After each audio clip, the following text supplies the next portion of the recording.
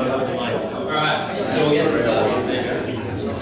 So just very, very quickly. So this is being live streamed onto YouTube, I believe. So we've got a camera that's very, very sensitive. So try not to talk amongst yourselves because it may get caught on the camera and overtake those who are speaking at the front.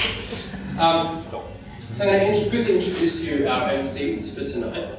So Dr. Grace Lai is the founder of Parsons, a medical software company that is changing the way healthcare is accessed and delivered through sharing economy principles. So please give a quick round of applause to Grace.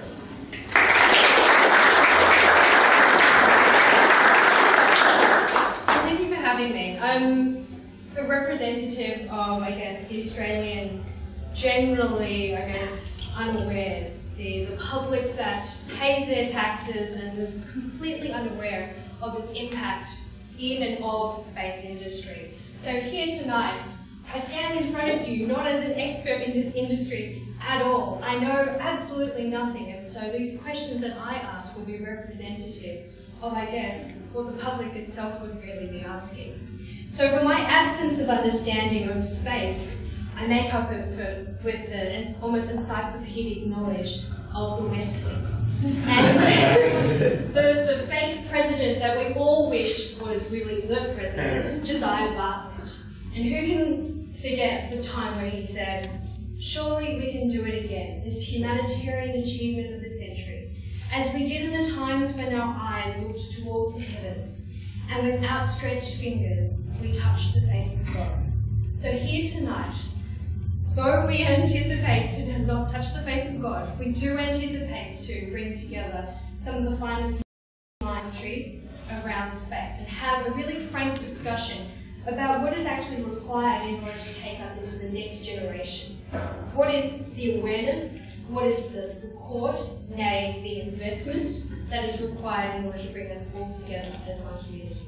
So can you please join me in introducing to the stage Professor Andrew Dempster, Andrea Boyd, Dr. Tim Parsons, and Dr. Katie Mack.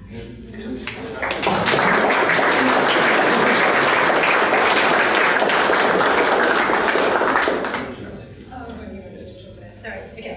Sorry, we're going to do the talk first from Dr. Katie Mack.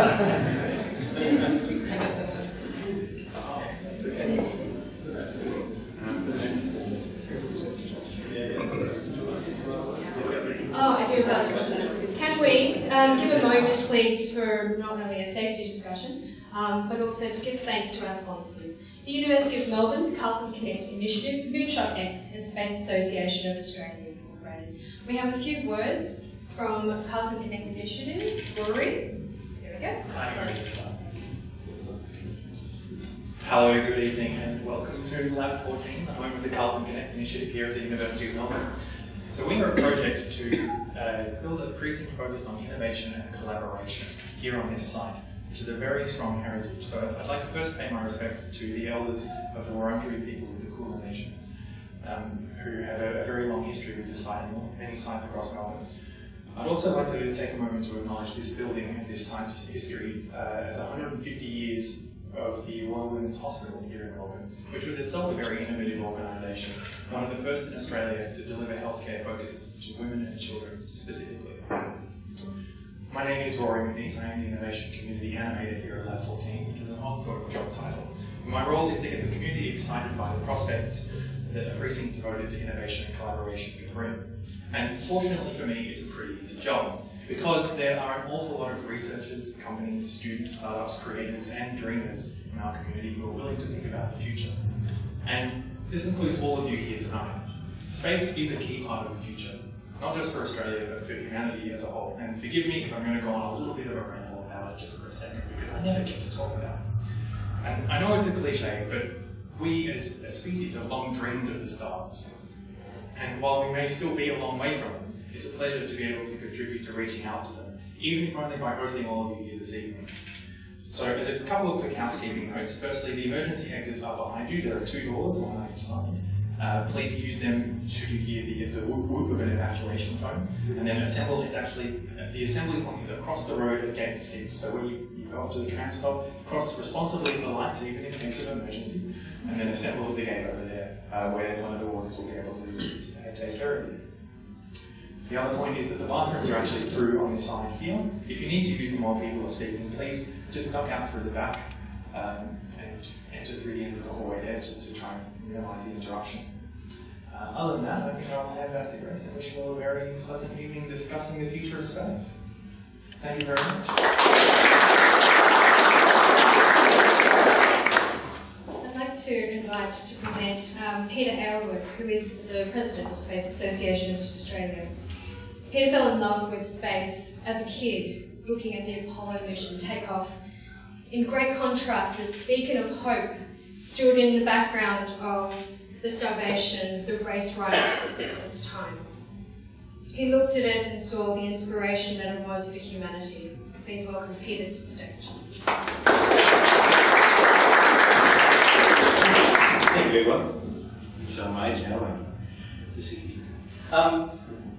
As mentioned, I'm the president of the Space Association, Peter Aylward. We're a non-profit industry group here in Melbourne. We're the catalyst for sort of getting things happening. I select this image for a very good reason, to sort of try to symbolise a little bit of what's going on tonight. It's obviously a fictitious the movie. It's a little bit fictitious. It's based on the fact of the Apollo mission, Apollo 11. In Australia, collaborating with other countries, looking upwards, inspirational, innovation, we can do it, positivity, outward looking. And I really think what we're going to hear tonight is going to help everyone move that along by progressing this important subject. So once again, we're a non-profit interest group. We basically grew out of the Monash University Space Interest Group back then, before the space shuttle started flying. But we're quite active. We're the largest group of its type in Australia. We've got members all across the country, but we primarily function here in Melbourne. We look at space and space-related activities, not astronomy, not astrology, but yeah, nuts and bolts. Thank you. For space, we have monthly meetings. We're currently at the Caulfield RSL. We have 30, 40 people there every month. We have a set topics, range of topics from current news, upcoming events, historical, look back at 40, 50 year anniversaries and things, and we have guest speakers as well.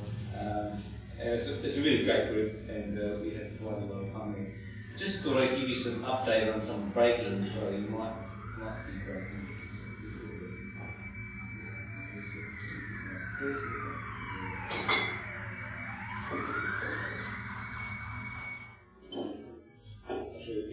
This is no audio to it, so we can relax you. This is New Zealand, Australia East. They launched a rocket. We launched a rocket. It didn't quite get to orbit as was planned, but listen, it was their first launch. It didn't go into million pieces all over the New Zealand coastline.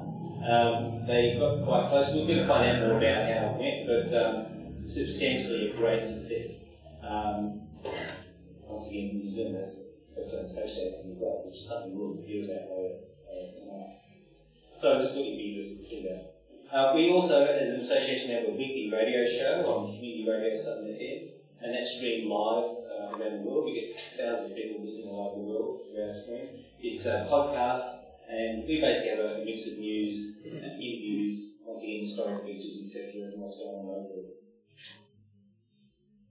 And having people recognise that gentleman. That's Charlie Duke. He was the top man to walk on the moon. He came to Australia and we actually had him in the studio and did a quite extensive interview. And he shook a hand and we took about twice as long as he allocated. He really enjoyed the interview. He thought it was a well done interview with knowledgeable people, which we really took great pride in. And trying to get back again, so we'll let you know about that. We also run a sort of spin-off function, which is a meetup group called the Australian Space Network. The idea here is that we recognise that there are a lot of space and space-related groups around the country, the Mars Society, National Space Society, our group, that have things happening. So rather than sort of just stick to our own meeting, we thought we'd put this bulletin board together so that anyone around the country can go to that and say, oh, there's something happening in Perth next week or something happening in Adelaide or whatever. So it's a free thing, you can sign up, it doesn't cost you anything, and you get bulletins, you can put your profile in about where you live and where you might be, and you can do a search and find out anything in space related. And that way it might be a movie premiere, it might be a national speaking, it might be a lecture on whatever. So it's quite a good little tool. So that's what it looks like. Quite good. You have a little screen, like a Facebook type thing, and click on it and find out the information. So we look at all the different space activities around the world, and we also have special events such as the one here tonight. We've had different things relating to anniversaries, significant anniversaries, Apollo 13, Apollo 11, launch of films and books and things like this. So we're quite a dynamic group. We work with other people. It's part of the thing we really like to do is collaborate with people. As you can see, we work with MoonshotX and others tonight. We also have close cooperation and working with the World Aeronautical Society and Engineers Australia. Here we have Ed Van Sice, who is a current International Space Station flight director, came to Melbourne, and he gave us a lecture at the Engineers Australia facility, which is fantastic. We're also instrumental in helping out with tours of significant people. We had Buzz Aldrin out last year and the year before, doing tours around Australia. We were involved in the International Aerospace Congress earlier this year here in Melbourne, which is, you're familiar with it, sort of corresponds with the International Air Show. We've actually been invited to help them boost up their space part of the aerospace component of the Congress for the next Congress, so we'll be actively involved in that. Now, significantly, and you'll probably hear more news about this tonight, but the Space Industry Association was instrumental in getting the International Astronautical Congress here to Australia in Melbourne West, Adelaide. So that should be a great event. So we're hoping for some interesting news to happen around that time as well. So if you can get there, I think it'd be well worthwhile. We've had different authors from around the world come to Australia and they do talks. This is Amy Shearer-Tidal. She's quite a young hipster type space historian, so she will be a great talk. And had a remark with her. Once again, if you're interested out, it's a simple formula, the fourth Monday of each month except December. So next meeting is the 26th of June. It's free. Come along, have a beer, have a drink, have a meal at the facility there. It's the RSL, corporate RSL. And it's quite easy to get to, easy transportation, etc. And once again, it's free. It's a lot of fun. You can split the long way. So these are all our contact points. Choose one you understand and go for it. I'm still getting it actually. Just want to point out, how many people recognise all the evidence? Yes, there's one that's a bit more. The gentleman on the far left.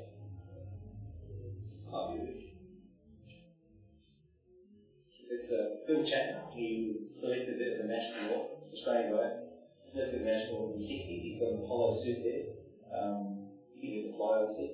But essentially, I believe he left pretty much around the time that they decided they would build a space shuttle because he thought the space shuttle was not a great idea. I think when history might be true, somewhere there. So there, that's my spiel. Please come see me. I've got some flyers in the back there. Enjoy the rest of the night, and thank you for the opportunity. And I'll get the hand over to my colleague, my good friend. Oh, great. Thank you, guys.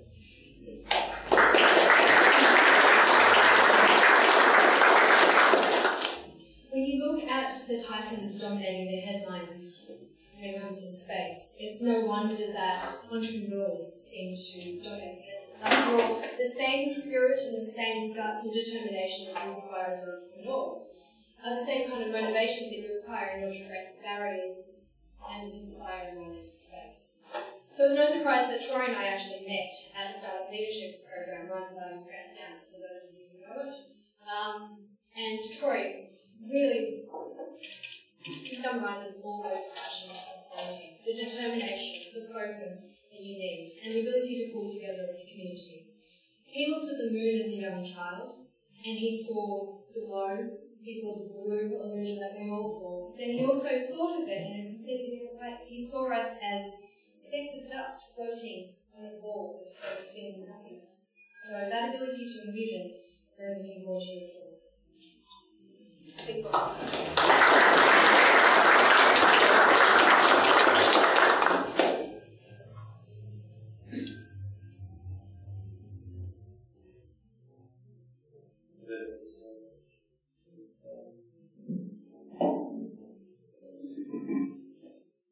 Outside of this event, if I was to ask you, I'm probably preaching to the body, but if I was to ask most people to think about outer space, perhaps you'll imagine galaxies far, far away.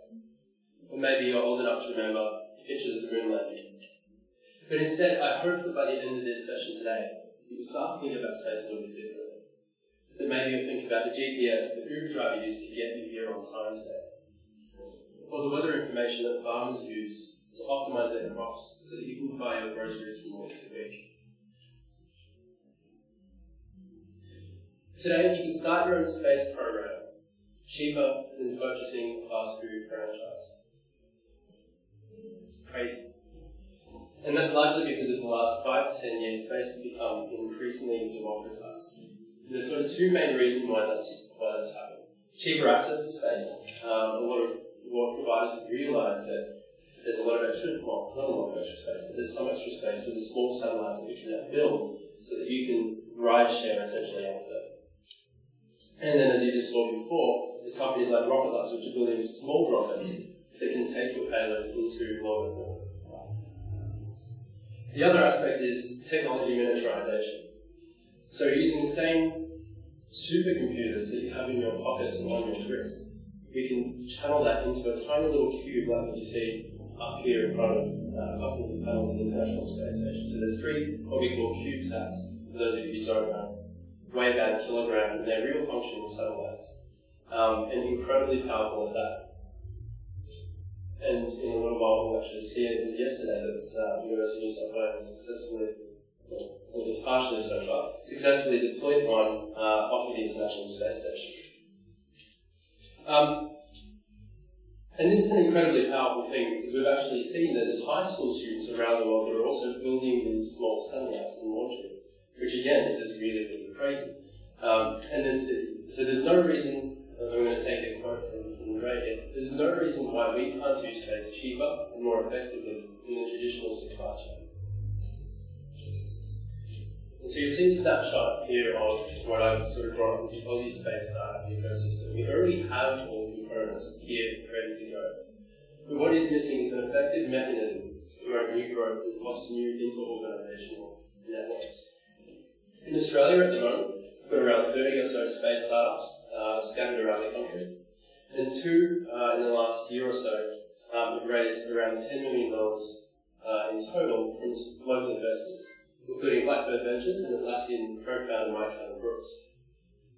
So what MoonshotX wants to do, and what we need to do, is to help them become more mature.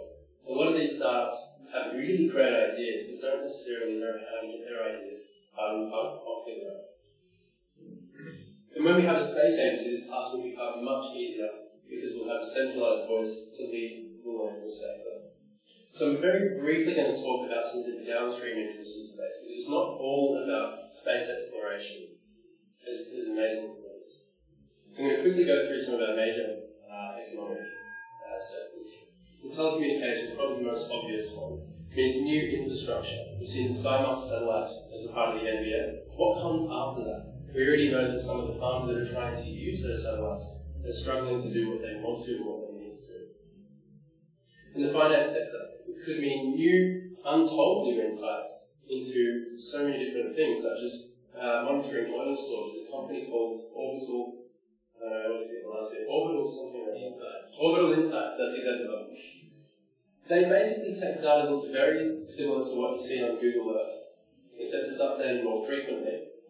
And they look for around oil drilling sites, and they look for what look to be oil tanks. And they can get really early insights as to how much oil has just been pulled out of the ground around the Earth and use that for trading oil on the stock exchange.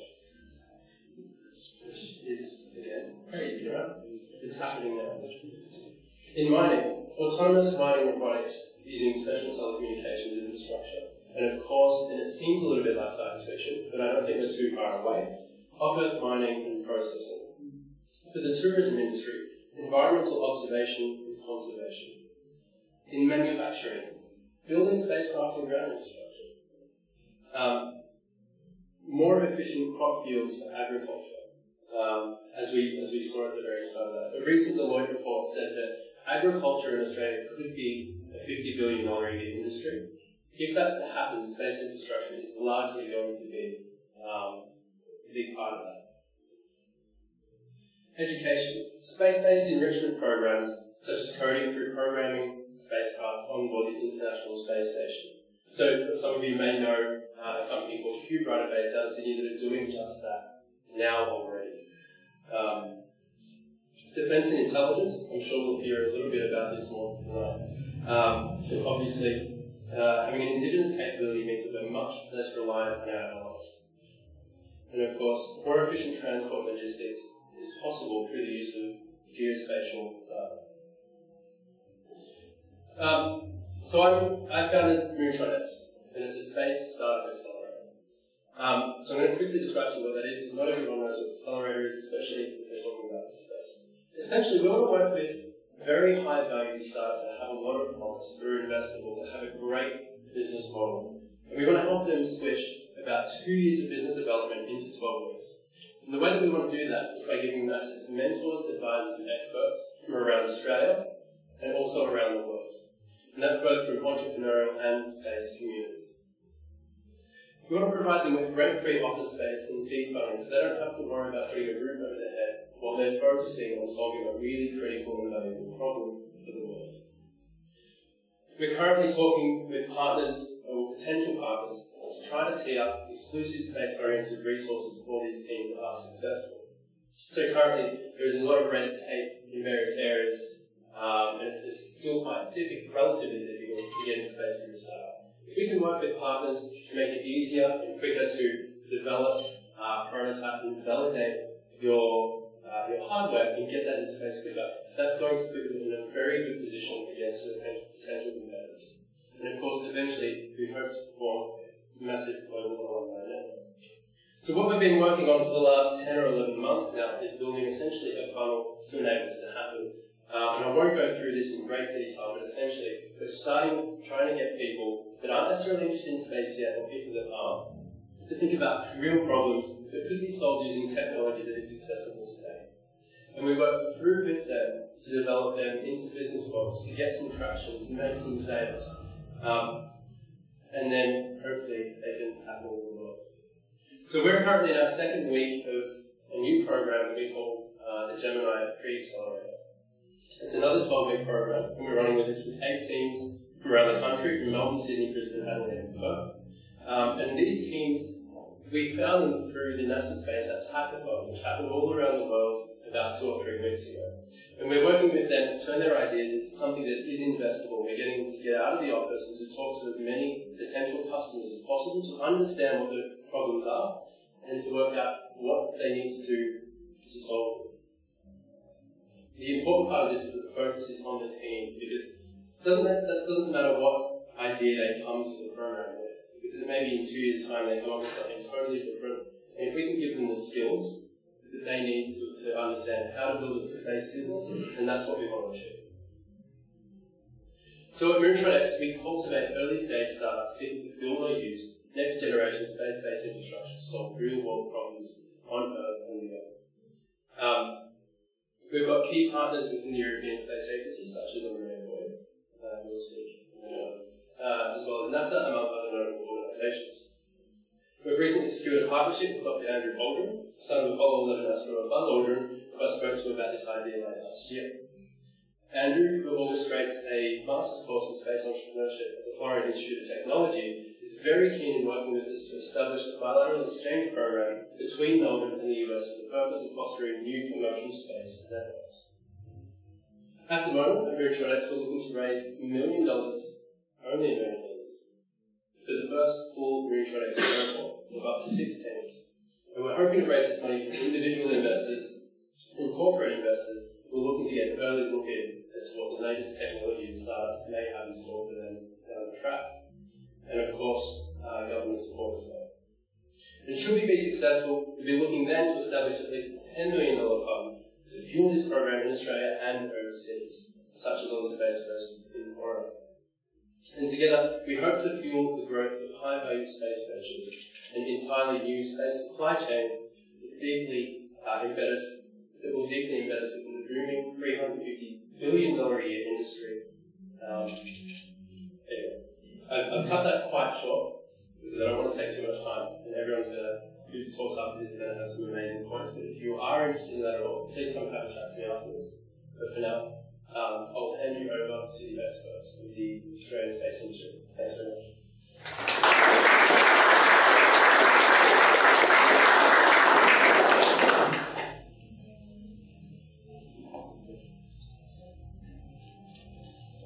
May 5th this year, Jeff Bezos made headlines by cashing in 1 million shares and earning almost $1 billion, which he then poured into his hobby, also known as Blue Origin. It's no surprise that these thinkers are thinking about these new worlds. He says that new worlds have a way of saving old worlds. Here to talk to us about this old world and the future beyond is Peter Nikoloff. He's the Executive Director, co-founder of Nova Systems and Senior Weapons Systems Engineer. He's also a member of the Novus Group's Executive Management Team and on the board of 2 other companies. Can I welcome him? Yes.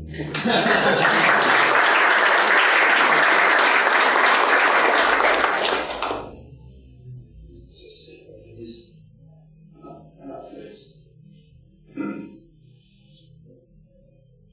This is a little bit backwards. I've got, so I'm on the PDF one first.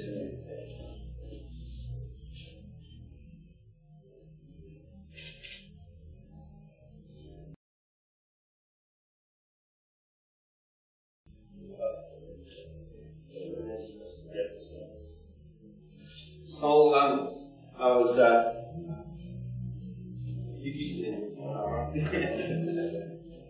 no, I appreciate the opportunity to talk here. Just a bit on my background. I've worked in the aerospace and space area for about 30 years now, from both government side and now in industry. I started a company back in 2000 called Nova Systems. And a lot of our work is in complex systems, and one of our biggest growing areas is the space sector. So we do a significant amount of work for mainly Department of Defence and state governments on systems supporting the government.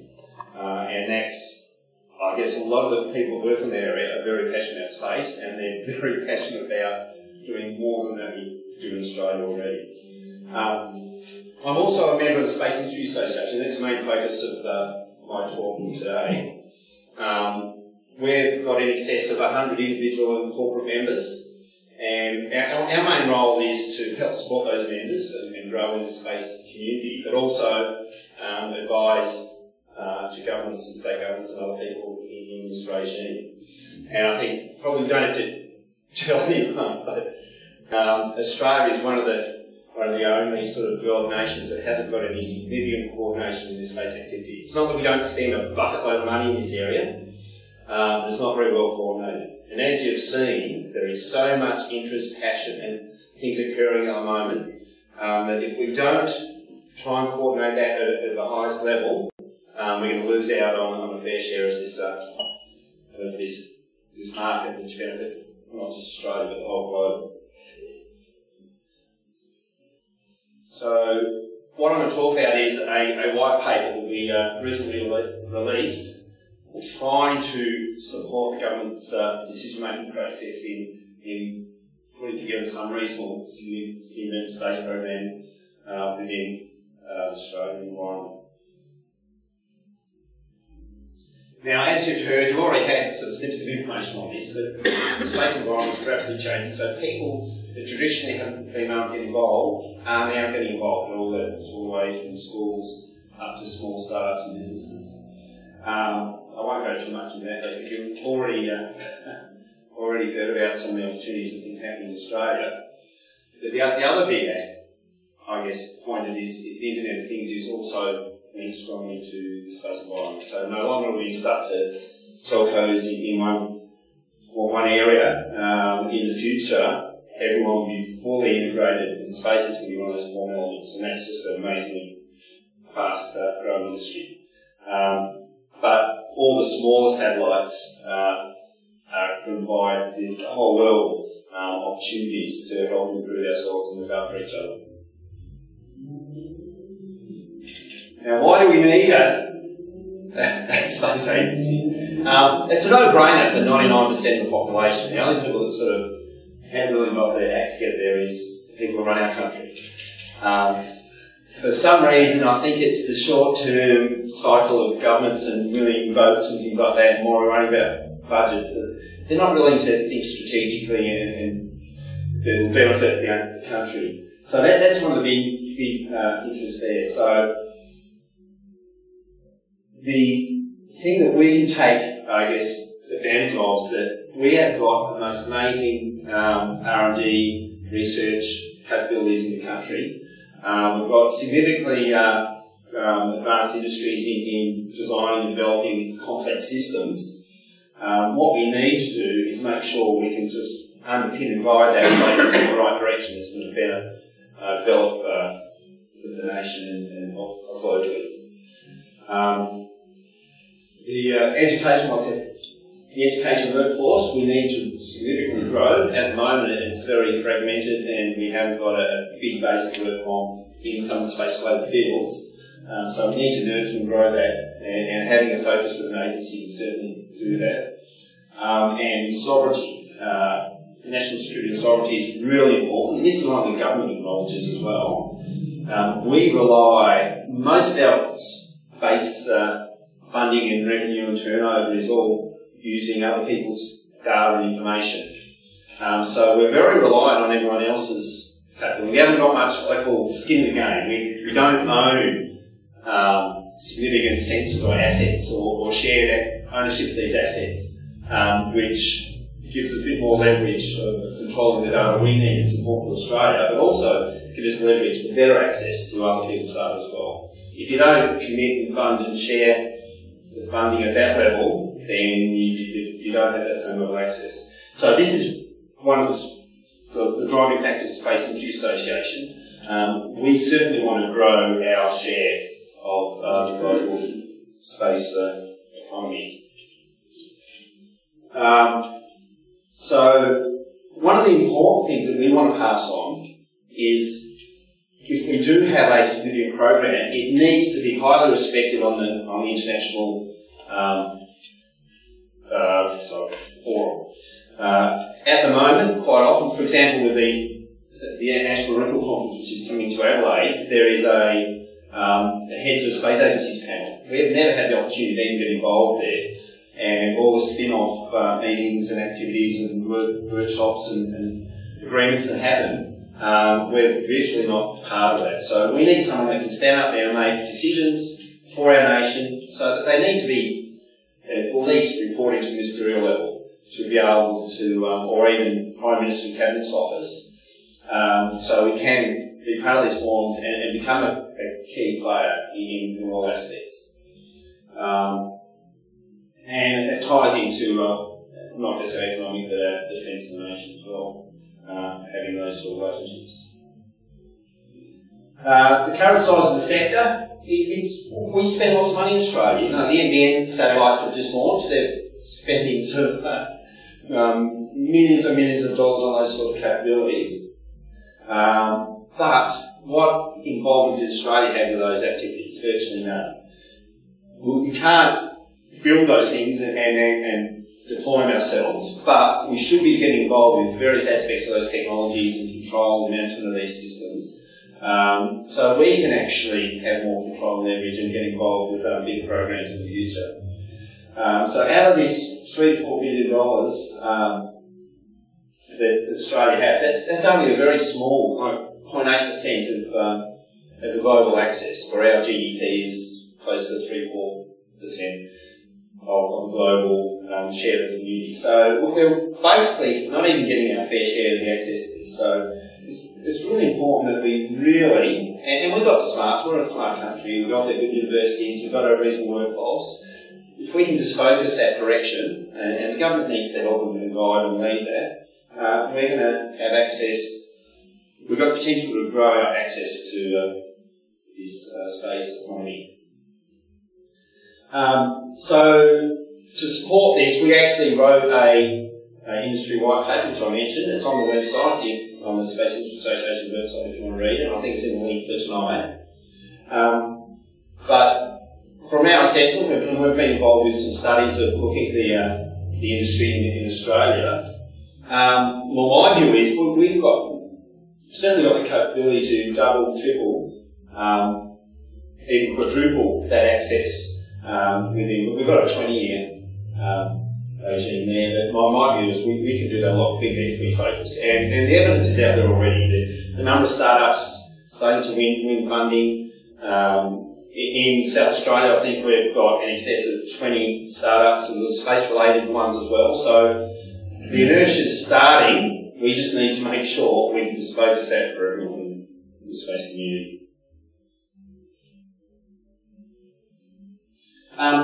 As I mentioned, Australia does actually spend a fair bit of money on space already, and some of it is through military, the military side of things. There's big investments and capabilities that are in country. A lot of people don't even know they exist. But there's also a lot of other areas that we're working in Australia, some world-renowned areas. But space surveillance from the ground, initially we've already got agreements with the government, and Australian Defence Force personnel have got access to a whole lot of this data that's been collected, and we want to grow our experience from that. So we're using these relationships to grow our experience. But my vision is we should be developing the next generation sensors and growing that even further. And sensors, designing sensors, whether it's ground-based, space-based, once you start getting a big enough core of people, then we're going to be a lot better off in moving forward and winning the larger programs. But I won't go through all of these, but I think a lot of them are the ones that were mentioned earlier. But no, there's amazing work happening, and we should be working on that. So our vision, which we've presented this white paper to state and federal government levels, and we've spoken to various ministers in both departments, is that the first step we need to do is just make a decision to move ahead and establish an agency that's at the appropriate level that they can actually have leverage in government and also around the world. We need to do that. We can't keep fluffing around and doing more workshops and studies and papers. We need to get that high-level team in place to start with. We need to appoint an interim board and a space agency head. There's a lot of work to go in development space agency, what our goals and activities are. So we need to at least get the first thing happening, establishing those key people that can actually drive the next phase. And my view is what we need there is to revisit our space policy, which was released a few years ago, but it's quite narrow. And we need to broaden that to cover all aspects of science, all space exploration and other elements of the space industry. But that initial interim board is going to help start driving that process. We need to tie that into a long-term strategic plan. This is something we don't do at all in Australia. We're lucky to think about what's happening next week, our politicians. And I've worked with other agencies, like the Japanese Space Agency and things like that, and they've got plans for 20, 30 years ahead, and we've got zero. And even if we mention it, they sort of don't even want to talk about it. So having a long-term plan, when I'm talking about 10, 20 years and beyond, we need to get it in place. Defence do it with their Defence White Paper, and they've got big investment. Obviously, we're not going to be to that scale of funding, but we need to have a vision. And once we've got that vision and we get the whole sector working together, we've got better opportunities of developing a long-term, sustainable space sector. Coordinating the whole government stuff. Like I said, we do some really good stuff at the moment in various departments and agencies, but my view is we could do a lot better by coordinating those. There's a lot of politics there. That's hard work. That's why you need a high-level body to be able to do that.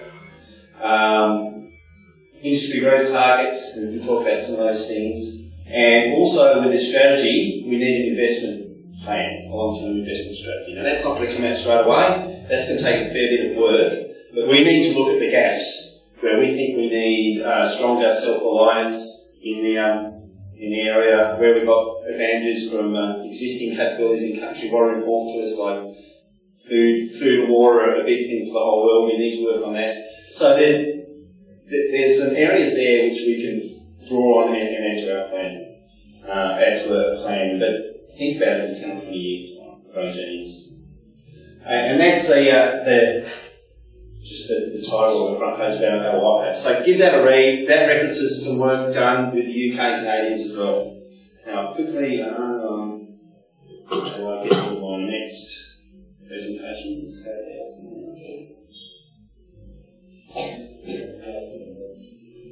Oh, sorry, I'll try that.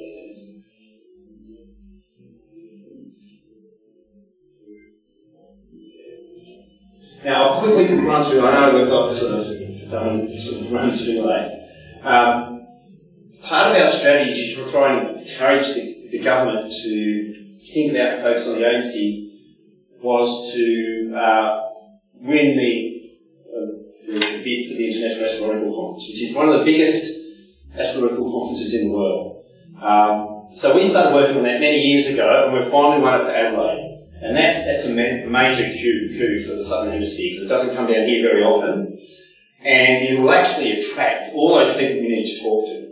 So having this here is hopefully going to at least encourage or embarrass the government into actually making some significant decisions about how we manage our space in Australia.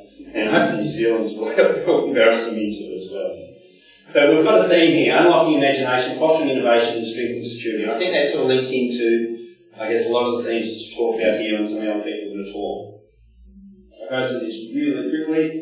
I hosted, well, I guess we've talked about a lot of that in my talk, so I won't spend too much time there. The association I've talked about, again, we support both internally, industry, and advice to government. Out of those, the Astronautical Federation, which runs this congress every year since about 1950, we've actually got about just over a dozen members from universities and industry involved in that organisation. And I think that's really important as well, because they have that congress has a lot of fantastic forums as well for moving ahead in space and sharing and working together in the space community globally. Previous congresses, Jerusalem, Guadalajara in Mexico, we're all part of that to try and with this coming out here. Keep moving through quickly. The Space Association, the Space Industry Association is actually, we bid for it. I'm on the local organising committee as well. And Greg Biddington, who you saw his name in the front of the slide, he's their CEO. We've employed to actually run the event, and really appreciate Lockheed Martin's effort here as well. Almost done. As you can see there is a huge, like up to 4,000 delegates, thousands of presentations on all aspects of space. So it's a great opportunity for technical people and young people to get together and get involved as well. I'll skip through that, but there's actually, there's some good anniversaries here in Australia. So you can see the Sputnik 60th anniversary, Aerospace Treaty, and 50 years of Australian satellite. So resets happening in that year. Has been sold. But this is the sort of activity that comes out of these conferences, and Australia's actually had some great historical value. And this is more in recent times, but the Japanese have got a very strong vision in space, and they use Australia to support their program. So in 2020, they'll have their second sampling mission to an asteroid, and that'll be delivered to Warner in South Australia. So that's very exciting. Hypersonic research is another joint program that there's a lot of interest from the US, Australia, I think Germans have been involved, things like that as well. And that's just a bit of a profile of stuff we're actually doing in Australia. So we're launching stuff into space, comes back down again, we have to bring up bringing up these sort of people here to say, well, is there a space station there? We don't want to crash into it and make sure we go through that process. But we do space launch in Australia already. And the deep space movement. So that, for both Europeans and the Americans here in Australia. So that's just a couple of the high profile activity we get involved with, but we should be doing a lot more. A lot of it is just providing services. We're not actually getting involved with the technology itself so much. So sorry for probably going over my time a little bit, but that's a little bit what the industry association is doing and something interesting that Australia is working on. Thanks. Bye.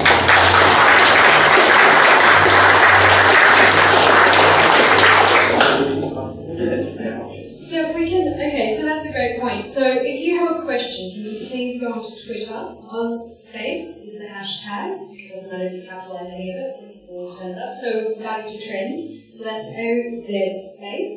And send your questions in, and we'll be happy to take them as part of the panel discussion. Professor Andrea Dempster is the Director of Australian Centre for Space Engineering and Research in the School of Electrical Engineering and Telecommunications at UNSW. So, after graduating from the University of Cambridge, he specialised in signalling processing and arithmetic. He's a systems engineer and project manager for the first GPS receiver developed in Australia. And in the late 80s, since the late 80s, he's been involved in satellite navigation overseas. Currently, his research interests are in satellite navigation, receiver design and signal processing, areas in which he has 6 patents, and new location technologies. He's leading the development of space engineering research and excellence. Please welcome Professor Dempster.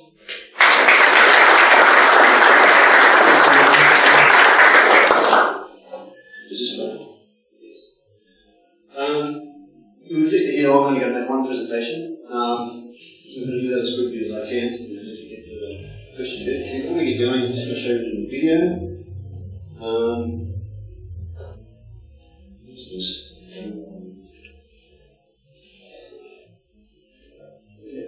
There's our CubeSats being deployed from the space station. There's 3 in a row. The back one is ours. That went out at 3:30 yesterday.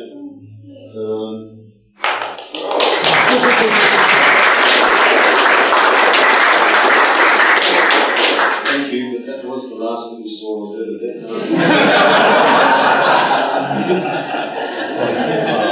You're pausing now. So I've just spoken to my team before the presentation, and we are hoping that there's still a few options left. They are not. They're still. Also, apologies for the font. That would be usual information. Okay, so just for a bit of repetition, I'm going to answer all the same questions that Peter just did. Hopefully, we'll learn some numbers, some extra numbers. So, but they're the questions, and I think they're the questions in that order that we need to think about. Do we need a space industry, a space policy, a space program, a space agency? So, even the satellite utilisation policy recognises that the old space industry is important, and they point out that for various important things in the economy, having a space industry is important. Now, my own area of research is GPS, and this is a study that was done in the US a few years ago. 18 critical infrastructure sectors in their economy were studied. 15 of them required GPS timing, that would be GPS position. So in other words, the entire economy sits on GPS. And you can probably make the same argument for satellite communications, you can also make the same argument for remote sensing, or whatever that sort of thing. So space is fundamental to what we do. And the good news for us in Australia is Space 2.0. The way that space, the industry is being disrupted at the moment, offers us a huge opportunity. And I'll hear more about this from Kim, we've already heard some of it from Prof. That this low cost and rapid access to space, and the way that agencies are becoming differently important to space, is really quite something that we should be trying to explore. There are some big numbers here, right? So the annual growth rate of 20% in the small satellite industry, 70% of these are going to be commercial by 2023. I mentioned things in small numbers as well. Now, some people might argue that Australia should be really worrying about space at all, because 90% of our space industry is non-civilian, which is defence and security or whatever. But, other countries that have a space industry which is a bit bigger than ours do it better, because they have a huge civilian industry that supports their defence sector. So this is totally unbalanced. What it means is we can massively grow this, and the defence people are actually going to be quite pleased with that, which was the sort of response that I got from them 2 weeks ago. Now, when we talk about space, I'm talking about upstream assets in space. Australia's always been very strong downstream processing the data, things down from the satellites, as we were saying that these are data that we get for free, probably not for much longer. So, let's jump, forget the old way of doing space, and look at this Space 2.0 as an option. Now, the good thing is, this is already happening, and there's a number of examples here, one of which you've just seen, the real CubeSats built in this country being launched. So, this is the one you just saw in the UNSW lab. This is another one which went out this afternoon, so that's one which is a collaboration between Sydney Uni as the lead on that, ANU and UNSW. That's our one with its instrument. There's very few photographs of the instrument. It's part of an international program where there's an international instrument carrying each of them, and you can carry around the halos on the same launch. So 3 Australian CubeSats in the QD50 program that came to the space station to be deployed on the same sequence to put them up was a satellite called the ARI, which was built in the Five Eyes program, so the Anglosphere, UK, US, Canada, New Zealand, Australia. Australia's contribution to that was a GPS receiver built by online searches, and that was actually deployed, we think, last week. We don't need to know. But it has been deployed, it was deployed first before the others. We were making payloads. You can see these are all CubeSats style payloads, 10 centimeters by 10 centimeters by 10 centimeters, and we're looking at commercialising some of this stuff ourselves. That deployment yesterday from the space station, I missed it because I was actually pitching investors for the startup that trying to do GPS reflect on 3, use GPS reflections from the ground to do remote sensing. So there's the sequence taking the CubeSats up to the space station, and what's next? Controlling the CubeSat. But we've got, we'll also be looking at the Sydney Uni one. We'll be running experiments on that. We'll be running experiments on the defence, the ARI satellite. What that satellite's trying to do is it's using laser ranging, and our GPS is providing truth for the laser ranger. So what should happen is the GPS will give you a sort of rough position, and the laser ranger should be able to line straight to the middle position. Then we've got other experiments on that as well. We've heard about Fleet and more space development, not mentioned by name earlier, but these are the companies that are getting this one. I think probably Tim's will expand on that later. But these are all Australian companies doing Space 2.0 work, who are funded, making sales, and acquired businesses already. We, what the last count, 36 something. There's many startups that we could be talking about. These are the ones who are leading the way. So let's talk about space policy. Here is what purports to be the space policy in Australia. If you search this for the word CubeSat, no answers are found. Right? If you look for any mentions on Space 2.0 at all, this is a direct quote. And this is the response. So when they asked the community for a response to this document, and we went to the trouble of telling them this is what 20th century solution is like. Not a word was changed in this after they asked the community for feedback. They're actually saying things in that document like, we actually don't want to do more, we don't want to make satellites. So basically our response was get out of the way. Right? The policy at the moment is actually a negative document. What we need to be thinking about is what marketing do, how do we do strategy. The current response in the government is Space Activities Act, and I'll think about that, but it's a regulatory. Again, there's no strategy, so we can't let them get away with trying to palm that off policy. Australia at the moment lacks policy in this area. So I've now written 4 conversation articles about space agencies, how Australia might go about why Australia needs an agency, what models we could use to build it, how it affects industry and so on. One of them was 10 reasons why we need an agency, there they all are. I was going to highlight the best ones, but then I realised they weren't really good. But what that means is, they're all good. Any of those reasons is good enough. There's 10. I've sort of given them some advice, and I'm quite pleased with some of this advice that I've picked up. On where I would go if I was trying to put an agency together. Some of that's paper. Now, Australia is the world's largest economy without a space agency. There were only 2 countries in the OECD which didn't have an agency, and Andrea reliably informs me that Iceland is now going to get one.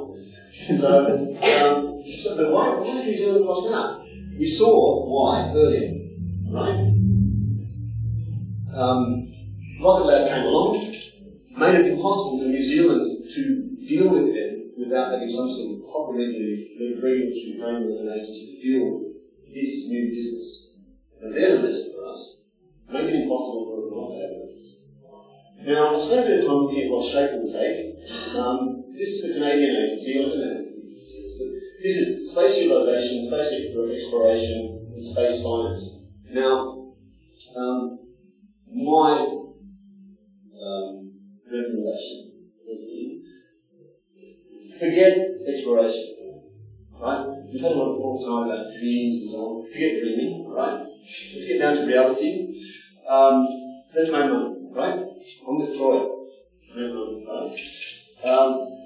What can we use space for that's going to benefit our economy? Science? Yeah, that's what nice. Make that phase 2. Human space exploration, future space, phase 3. We're not going to go for that stuff, right? The decadal plan, which has the space science decadal plan, which has in it a giant satellite that's going to crash into the sun. Guess what? How popular is that going to be in Parliament? It's not going to happen, right? Tell them we're going to make money, they're going to love it. So let's do that. In the UK, these are the structure charts, right? So that was Canadian, this is the UK Space Agency. There are 2 subgroups there. This one called growth is quite good. The stuff that's in here, you almost grabbed a lot. Gateway development manager, question mark, that's where they're in the space called Scotland. Space technology, applications, industrial strategy, telecom strategy, Earth observation, education and skills. That's all good stuff, right? In the programs director, again, science, question mark, exploration, no, yes. But the others, yes. That's my recommendation. You can argue with me later, that's what I'm going to say here. Now, when we talk about program, that sort of relies on the other things existing, right? Now, should we have a program? Well, let's say we have a country, and that country is responsible for 1/8 of the Earth's surface for search and rescue, aviation, air traffic control. This is what Australia is responsible for predicting cyclones. The rest of all the way down to Antarctica, I haven't even included all that yet. 1/6 of the Earth if you include all of the Antarctic territories. And you've got the second lowest population density out in Namibia in the world. Who should be the leader in space? This country here. Not exactly where we stand at the moment, right? Okay. In terms of a program, we sort of do already, right? But it's better. Here's $1 billion spent on that defence satellite in the Defence Department, all money spent overseas. $2 billion. In the Communications Department, spent overseas. Which makes it very difficult to work out if you have a decent satellite program, and this is a program I worked on earlier. Quite a big amount of money, right? But if that satellite, this satellite was going to map Australia, 10 metre resolution, every 3 days, the soil moisture, how much soil moisture is in the top 5 centimetres of the soil? The whole country, every 3 days. If that data could improve the efficiency of non-irrigated agriculture, then forget irrigated agriculture. This is worth 50 billion. By 0.3%, satellite pays for itself if you think about it as infrastructure. But how would that happen without the structure for it? Right? So anyway, the answers to my questions are: a 21st century country needs a space industry. We don't have a space policy. Space program probably depends on the other things, and given the reasons. So I think we've had these before, but I think this is what I would suggest for you to do, right? Set up a company. Put yourself in a position to put pressure on the government, and what talks to you. That's it.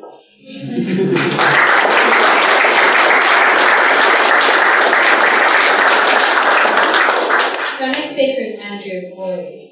Andrea Boyd works in mission control for the International Space Station, pretty cool. The only Australian ISS flight controller on Earth. With over a decade in water, ocean, mining and space, she's worked for FIFO mechatronics specialist underground, certified as an ISS engineer for payload control, and cross-certified in later years for crew operations, serving European Space Agency's human space flight and robotic exploration directorate. She's also founded a paid internship for students to support the UN Office for Outer Space Affairs, and she now supports the Aerospot Space Futures, which she co-founded, a premier Australian space cruise. So please welcome Andrea to the stage.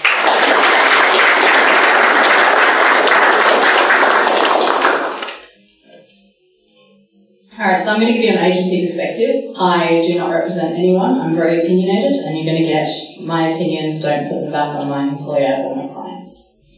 So day-to-day Australian life, as you've heard, we use satellites for everything. Integrated into our day-to-day life, Australia would not function without satellites. You couldn't even use an ATM, do banking transactions, get surf report, do any of the environmental monitoring, and GPS, of course, is totally essential to our life, as well as, when I was doing FIFO mining, as soon as we went off-site, our only things were satellite phones and satellite comms.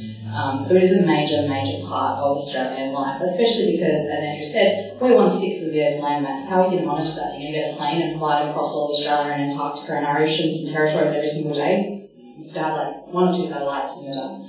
But we don't have any, so we currently pay an enormous amount of money to buy that data from other countries. And if the American government, which is our main supplier that we give all the money to buy their data, has a government sequestration, for example, like they've had a few in recent years, we suddenly are in the blind. And the last time that happened was smack bang in the middle of bushfire season.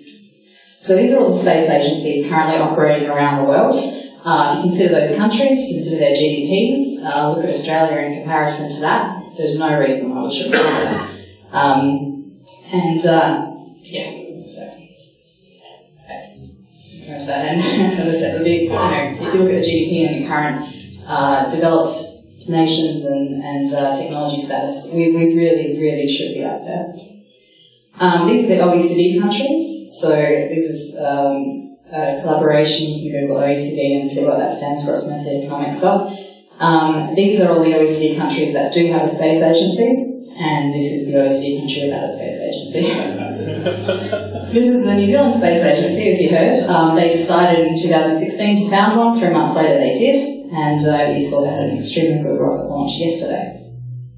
So I'm going to give you a bit of context of Australia, why we don't have an agency right now.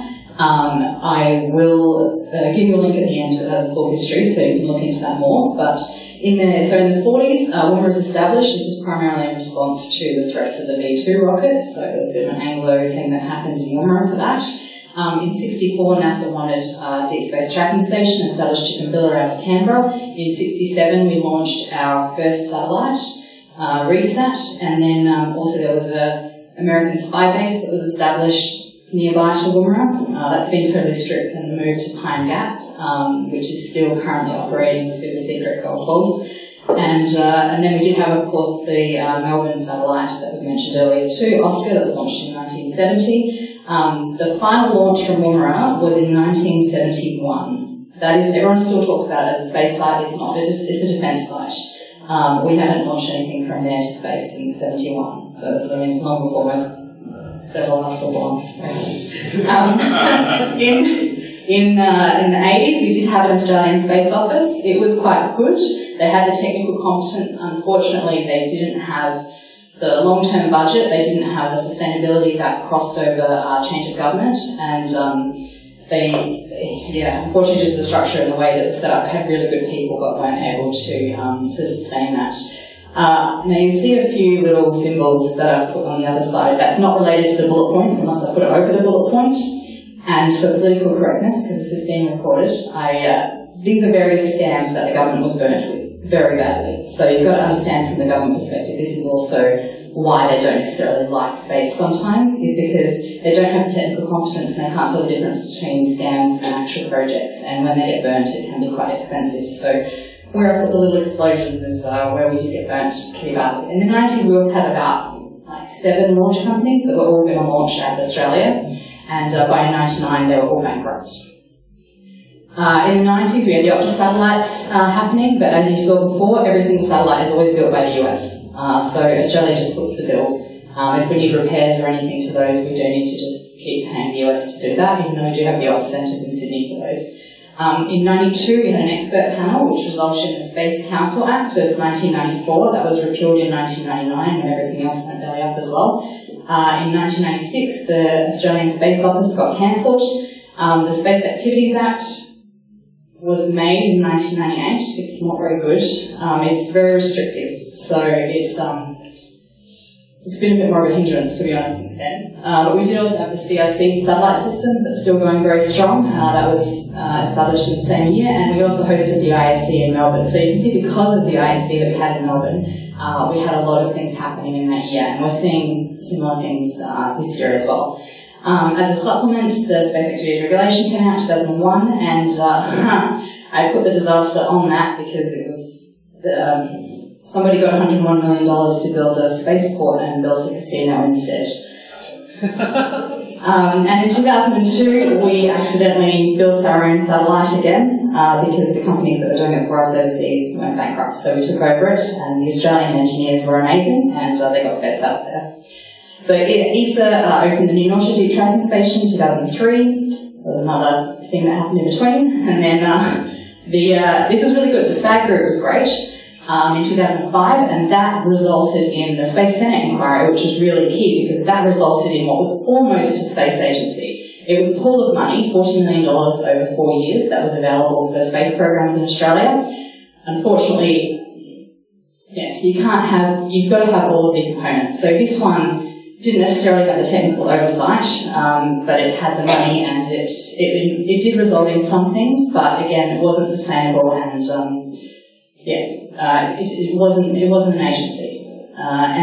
We did have a Hayabusa landing, as you saw before, from Jacyl in 2010. I was actually there on site, so I went out. It was like 1 in the morning. I went out with the Australian government and the army, and like 2 news cameras, 1 truckie that got pulled up at the roadblock because he didn't know it was happening, so he got to watch the landing with us, and Jacyl and a few others. It was amazing, actually, because it landed so late at night. We were a bit worried because it was clouds during the day, and then they all cleared up, and it was just, we turned off all the lights about 10 minutes before, and it came in exactly on target, exactly on angle, and pitch black, perfect view of the Milky Way, and then re-entry of Hayabusa just lit up the whole desert night sky. It was the most incredible view. So hopefully we do get that again in 2020, Hayabusa 2. As Peter mentioned, our bid process, we started a very long time ago. So we started in 2010 to start to bid for the ISC. There was another thing that happened after that, a different scammer. Then, 2011, the ACMA actually asked the European Space Agency, can they please just move their entire ground tracking station? Which unfortunately just, no, I have to be politically correct. So it wasn't a very good request. Obviously, you can't just move an entire tracking station 300 kilometres, that's not very practical.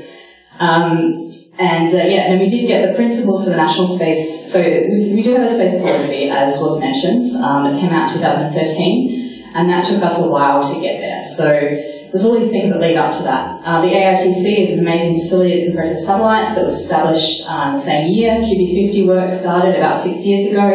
We won half of the SKA, the Square Kilometre Array, and then we finally did have our policy. And there are a lot of reasons why the policy is how it is, because we would not have gotten it out had we tried to put extra things like manufacturing in there. The climate was not there politically at the time. We won the ISC. Michael and I presented that along with all the other guys in 2014. It was a big effort. We beat out Germany and the USA. Pretty amazing. NBN was launched in 2015. That was launched, as you saw, so we paid $2 billion to the US to make the satellite for us. We paid $900 million to Ariane to launch it. There were 2 satellites on that launch from French Guiana. One was Argentinian, one was Australian, both broadband internet, about the same capabilities. The Argentinian one, 100% Argentinian, designed, built, owned and operated, and they've got a fifth of our GDP. There's no reason why Australia can't do our own as well. Ton of stuff that, you can read that, has culminated in the last few years. We're at a really, really good position now, and I can't say a lot of things, but we are doing a lot of work in the background to address things that Peter said are missing and that the white paper presents that need to be done before the end of this year. I will refer you to this website. So quite a few of us that work overseas as expats got sick of answering all the same questions, so we put the entire history of Australia in detail with all the politically incorrect everything that happened as well. So you got the full context, history, a list of all of the space sites in Australia, a list of all of the space organisations, all of the space events, all of the space degrees that you can do, how you can write to the ministers, the current policies, or the expats that work overseas if you're interested in doing something like we do. So go to that, and that's a massive resource. So here's just all the past attempts, which were sort of a bit ad hoc in the 50s and 60s. We did have the Australian Space Office, we had the Australian Space Research Program briefly, but we do remain 100% import space economy. We're fully dependent on everybody else, and the satellites that we do have are US built. Now, for those of you, when you're overseas and you are, all the other space agencies that you saw, if they want to come and talk to Australia, who are they going to call? So these are. So currently, it's kind of a hidden department within civil space. It's in the Department of Industry, Innovation and Science. It's under industry, and this is currently the Space Coordination Office. And I've only put the last 15 years of what it was called and where it was under. But you can imagine the confusion of overseas space agencies. They don't have a head of a space agency they can simply call to do stuff. They had to figure out who to call and where to go, and it was quite complicated. These are the people that currently pay for space in the federal government and the state government. So we have 17 different departments and agencies that pay for the different satellite data, not to mention the GIS expenditures that are done by the state government as well. So the civilian cost per year, it's hard to estimate because it's spread out so much, but it could be much less if we actually did have the agency to coordinate that all together. And why now? As you've heard, it's a lot cheaper now, and not just like Star Trek space nerds like us are seeing it. You're talking VCs that are looking at only the business case as well. And the investment in 2015 alone was the equivalent of the last 10 years combined. That shows you how much the cost has been reduced. So an Australian space agency could very, very easily, if we started it this year, turn into at least 5,000 new jobs and annual exports, so turning our 100% import space economy into an export space economy by 2025. The budget is not that much. This is the budgets for major countries that do space stuff, and Australia's full budget to do everything that we said would only need to be done now. Tons of benefits. Read through all of those. And so it's not about astronauts and going to Mars. So that is what I work on as a day job. It is pretty cool, but that's not what's going to benefit Australia. So for us, our interest is doing things cheaper, better, and more effectively using satellites, and we can do that right now. The space agency role. So a space agency is the implementation arm of a nation's space policy.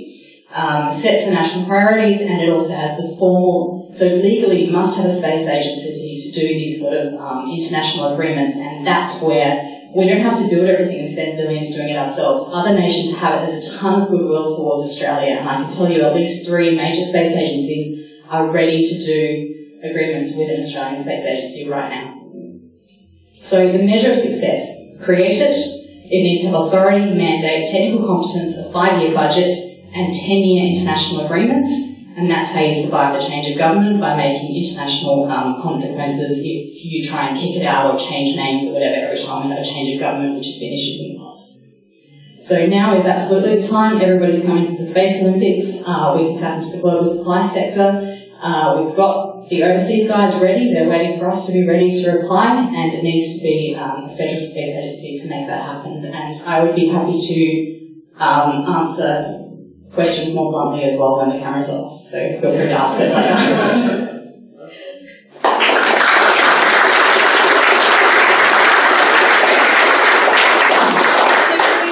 Remember to tweet your questions. Questions coming in thick and fast. We'd like to introduce Dr. Tim Parsons.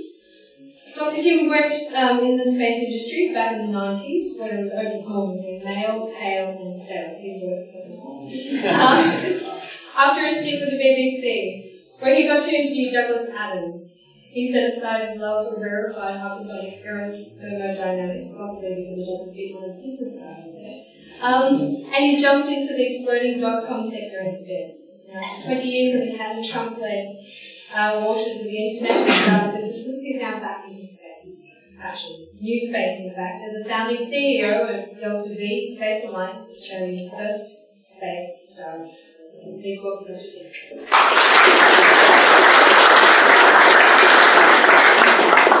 So guys, I'm going to be pretty quick. I'm going to talk about entrepreneurship. And I'm going to talk about timing and talents and technology. And I'm going to talk a little about you guys. I'd like to ask a few questions first. I'm going to walk scarily into the audience. And I'm going to ask you first. What is your dream for Australian space? We have a policy. Okay, then we have a policy, that's good. Okay, what is your dream for Australian space? Yeah, someone to sell our product. Okay, terrific. Okay, how about on this side of the room? What is your dream for Australia? Space tourism. Excellent. It's interesting, nobody said that I want to go and have sex in space, or I want to walk... Oh, I do! You do? Okay, excellent. Good. Peter, I'll give you the $5 later. So, entrepreneurship is, and I guess it's related, power, capitalism, and what, in fact, a lot of us now, especially in the .com sector and in new entrepreneurship areas called conscious, sustainable capitalism, is really an incredibly powerful force in the world. Doing good sustainably, making sure, as the rules of capitalism apply, that the next transaction that you do is cheaper. By the way, that's capitalism. It's not the rich guys get richer and the bosses suppress the workers and all that kind of stuff. Capitalism is actually the next transaction is cheaper. Now, I had a pretty strong reaction to Andrea's story of Hayabusa. I have to say, thank you so much. That was a beautiful, beautiful picture you painted. And a little bit differently to everybody else, I believe that we definitely need heart and soul and dreams and love in the space industry we're going to create. And in fact, with Delta V, most of the work that we've been doing is teaching people how to be learners, not knowers, teaching people how to collaborate with each other instead of compete with each other, to support each other instead of fight with each other. For some reason, Australia are pretty damn good at fighting over scraps. I don't know what it is. So a few interesting things about Australia. I'll say sort of in little couplets of positives and negatives. Unique things in Australia. We are incredibly well positioned amongst the fastest growing economies of the world. By 2030, 70% of the world's middle class will come from the ICASA countries. India, China, Africa, and South Asia. Right? Us white people, we're going to be in the minority in terms of purchasing power parity. And these countries are all growing really fast, and guess who's in the same time zone as most of them? Us. That's a really very positive thing. Okay, let's talk a little about a negative.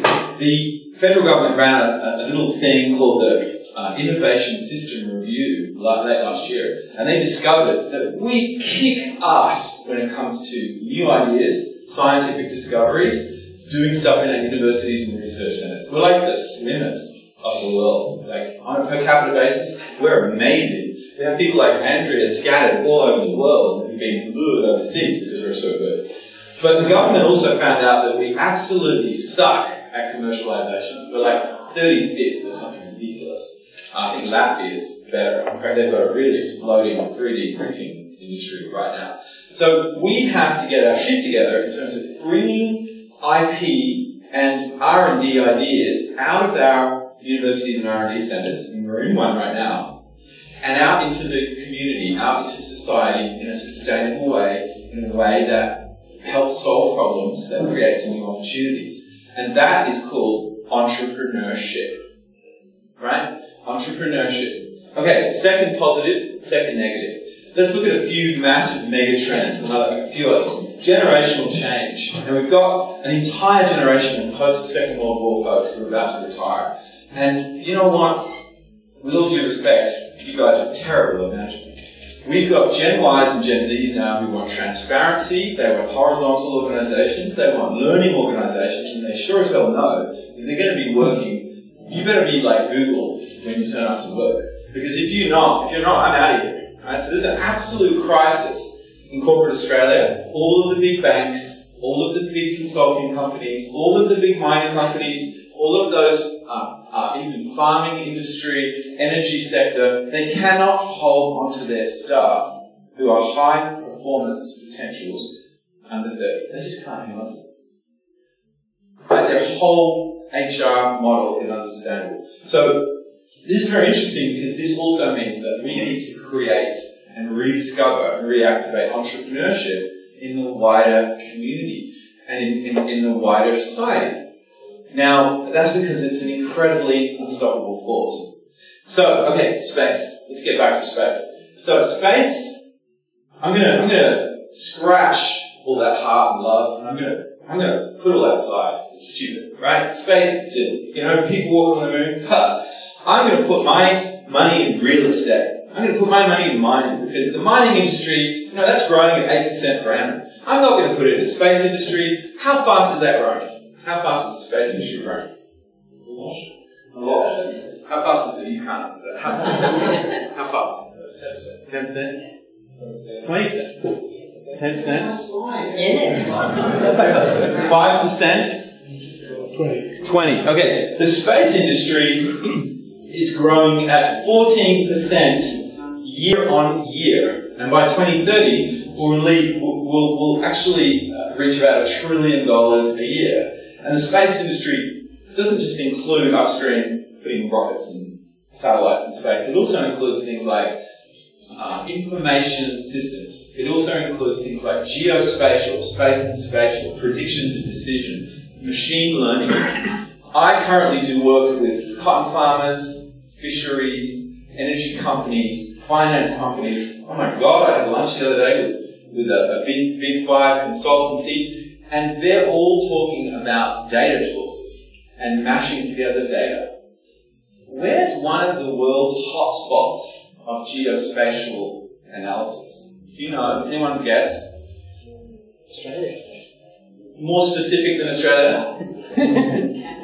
More specific? Melbourne. Melbourne is one of the world's hotspots. And of course, as an American friend of mine said, you Australians, you're so great, but you're too goddamn humble. Right? So Australia's Centre for Spatial Innovation have said to me, quote, our data cube's no worse than anybody else's. Actually, it's extraordinarily good work. We've mapped the whole of Australia to within 2 centimetres. Which is pretty amazing when you consider that Australia moved 7 centimetres every year, right, due to tectonic plate movement. And the reason that they've done that mapping to 2 centimetres is a specific use case, which is they want a robot to go along and put a bit of fertilizer, a bit of nitrogen in that spot. And then the next season, they want that same robot to come along and go, oh, I did that last season. I'm not going to put that nitrogen there. And what's the outcome of not putting that nitrogen there? Less bleaching of our reefs, less environmental pollution, right? Less stress on the environment, better carbon credits, a whole range of different social benefits. The insurance industry is happier, government regulators are happier, even the mining industry and the farming industry stop sucking as badly as we think they do. Right? So Space has all sorts of different ways that it imbricates itself through society. Entrepreneurship, we believe, is the thing that is going to make Australia amazing in space. In fact, allow us to leapfrog the other countries that have legacy space programs. And what we heard tonight was a plan for a space agency, and that's great, and we definitely need to get less fragmented. We definitely need a coordinated government policy response, but that policy response has to be anchored in entrepreneurship, in creating new ventures, creating an Atlassian of space, creating a BHP of geospatial data. Let's just have a real quick look at some critical statistics now. So in fact, since January 2016, we've had $13.5 million invested in upstream companies, just upstream, just the crazy freaks, in Australia. Globally, there's been about $4 billion, not including Intelsat buying OneWeb.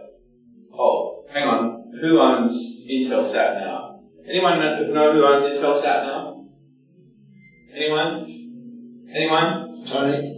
No? Bueller? Anyone know who owns Intelsat? SoftBank. Anyone know who SoftBank is? The biggest Japanese .com company, who happens to also own a bunch of tokos. That's correct. And they also own Sprint in the US. So a .com business that basically made a lot of its money off the internet and mobile phones owns Intelsat, which now owns the largest new space company in the world, OneWeb. So globally, we're seeing this massive movement towards private capital coming into this sector. Now in Australia, we've had South Australian companies raise about $9 billion of that $13.5 million. South Australian companies have done really well. By the way, most of that money came from New South Wales, where a lot of the private investment money is. Some came from Canada. In New South Wales, we've had about $1.5 million, mostly from early stage funding. In Queensland, it looks like we're going to round out around $4.5 million. Come on, Victoria, you're next. Okay, you've got a guy like Troy here who's really working hard, and we've got fantastic family funds here in Melbourne, and we also have some incredibly powerful international networks, and we have one of the world's hotspots for geospatial. Our geospatial sector is not using entrepreneurship enough, and it knows this. And so I think in closing, as the token capitalist in this group, alongside Peter, certainly from your company, Peter, Nova Systems, there it is, Nova Systems, which is an extraordinary company. You can't even talk about half the stuff he does, it's so classified. What I want to have you guys think about is to think about entrepreneurship, whether it's social entrepreneurship, whether it's creative. I'm going to use space for STEM, I'm going to use space for arts. I want to get involved in value chains that involve data. I want to help missions. I want to work on programs with folks like Troy, with folks like the Carlton Connect initiative, with people like Delta V. Hell, I'm going to go to ISE. And on the Wednesday of ISE, we're going to have a new space innovation session, currently sponsored by Airbus, the French Embassy, and the French Space Agency Connects. In fact, who are the people who have the most amount of faith right now in Australian space startups? The frogs. Seriously. And the reason is that they see our space startups as a route into the incredible talent in this country and the incredible opportunities in this country. And they're essentially setting that example. So that is really my central message for you. The timing you've heard about, the extraordinary resources we have in Australia, the amazing history we have in Australia, the amazing talent and the networks we have in Australia, our geopolitical location, and where society is today. All those factors come together to say that it's the right moment for a new space industry in Australia. And actually, so far, those of us in the new space industry, we're just going to keep growing, regardless of the government, and keep building it as fast as we can. And we'd love you to become part of that industry and get involved. Thank you.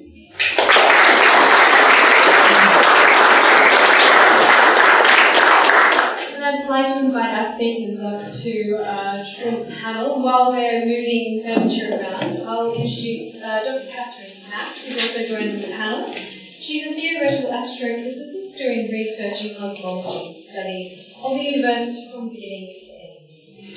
Over the course of her research career at Caltech, Princeton, Cambridge, and now Melbourne University, she studied the early universe, black holes, dark matter, which truly must be the coolest thing, and the formation of the light sources of the universe. So please welcome Dr. Mack to our panel, and I'll also bring Peter, both Peters, Professor Dempster, and Andrew up to the stage.